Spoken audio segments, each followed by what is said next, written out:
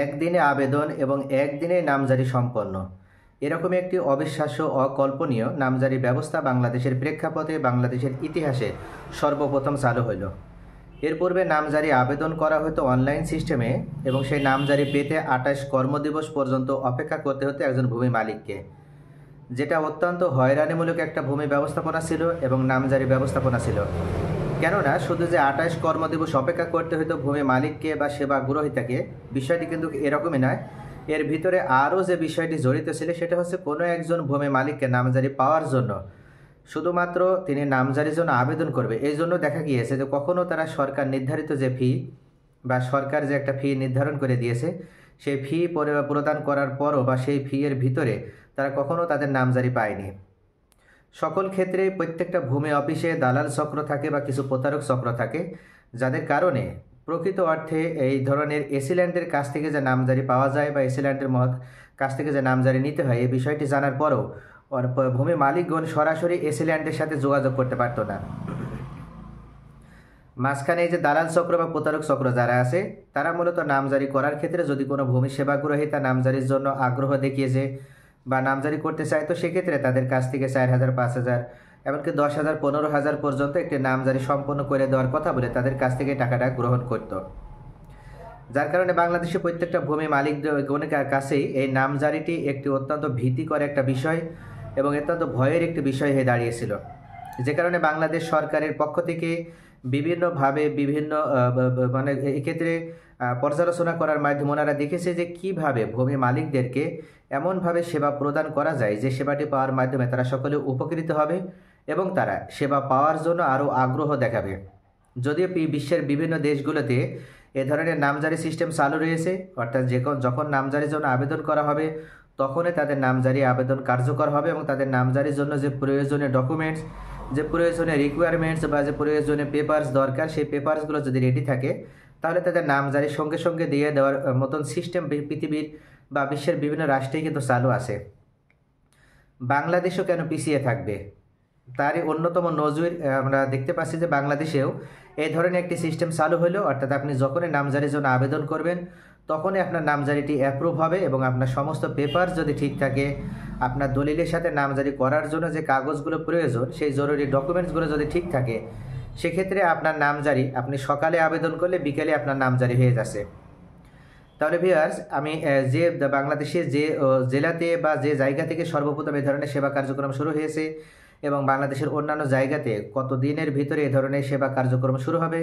সে সম্পর্কে আজকের এই ভিডিওতে আমি বিস্তারিতভাবে আলোচনা করব।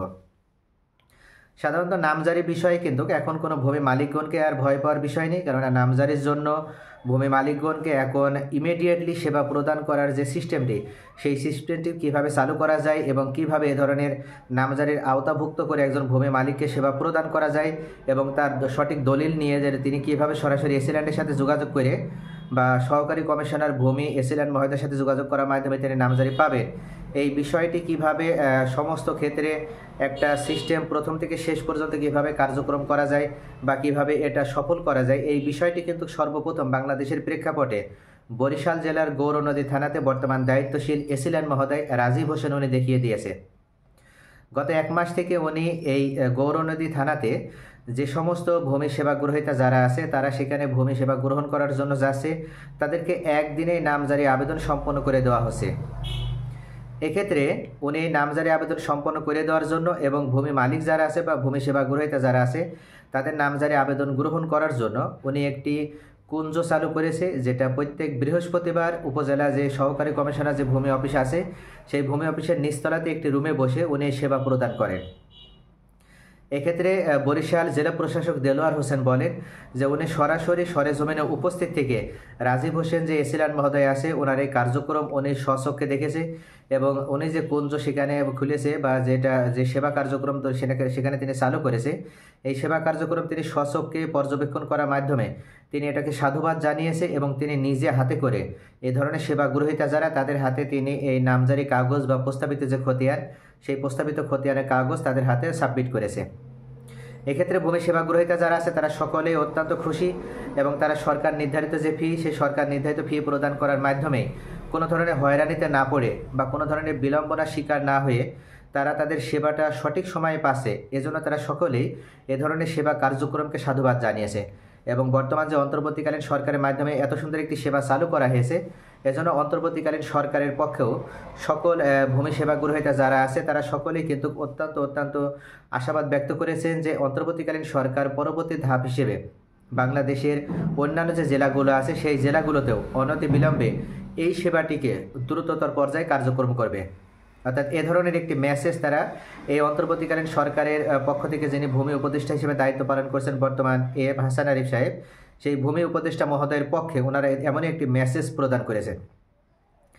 এক্ষেত্রে দীর্ঘদিন থেকে যে সমস্ত ভূমি সেবা গ্রহীতা যারা আছে তাদের নামজারি নেওয়ার জন্য যেমন প্রতারক চক্রের মাধ্যমে নামজারি নিতে হতো, তারা যদি সরাসরি এসিল্যান্ডের সাথে যোগাযোগ করতে চেয়েছে তাহলে তাদেরকে এসিল্যান্ডের সাথে যোগাযোগ করতে দেওয়া হয়নি, বা বিভিন্ন মাধ্যম সৃষ্টি করে বা বিভিন্ন বাধা সৃষ্টি করে তাদেরকে এসিল্যান্ড পর্যন্ত পৌঁছাতে দেওয়া হয়নি। ভূমি মালিকদের সঠিক কাগজপত্র থাকলেও বা তাদের মালিকানার সঠিক তথ্যগুলো থাকলেও তাদেরকে বিভিন্নভাবে ভয় দেখানো হয়েছে এবং তারা যেন কোনোভাবে এসিল্যান্ডের সাথে যোগাযোগ করে নামজারির জন্য আবেদন না করে বা নিজে যেন সশরীরে হাজির না হয়, এই বিষয়টিকে তাদেরকে বিভিন্নভাবে অনুৎসাহিত করা হয়েছে। এবং এই কৌশল অবলম্বন করে বিভিন্ন প্রতারক চক্র তারা এ ধরনের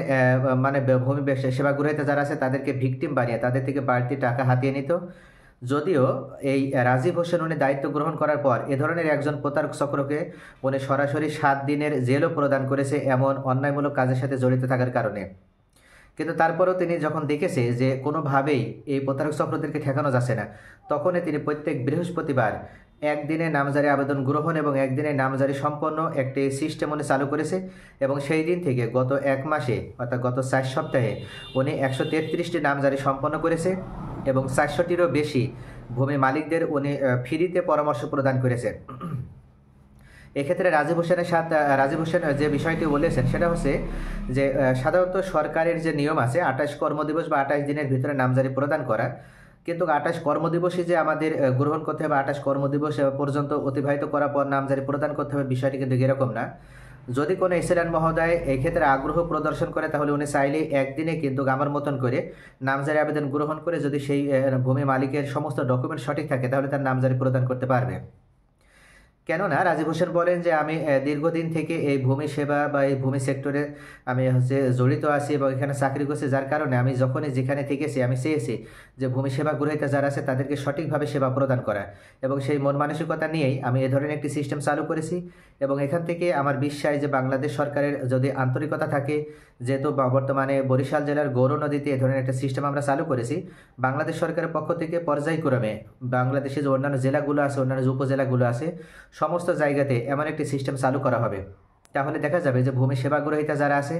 তারা তাদের ভিতরে ভয় কেটে যাবে, তাদের যে আশঙ্কা আছে তারা সে আশঙ্কা কেটে যাবে এবং তারা সরকারের রাজস্ব বৃদ্ধি করার মাধ্যমে তারা সরকার নির্ধারিত ফি প্রদান করে যখন নামজারি করতে পারবে তখন দেখা যাবে যে সরকার ব্যাপক হারে এখান থেকে একটা রাজস্ব পাবে। তো রাজীব হোসেন যে বিষয়টি উল্লেখ করেছেন সেটা অত্যন্ত গুরুত্বপূর্ণ একটি বিষয়, যে যদি সকল এসিল্যান্ড মহোদয় আন্তরিকতা দেখাতে পারে এবং এক্ষেত্রে যদি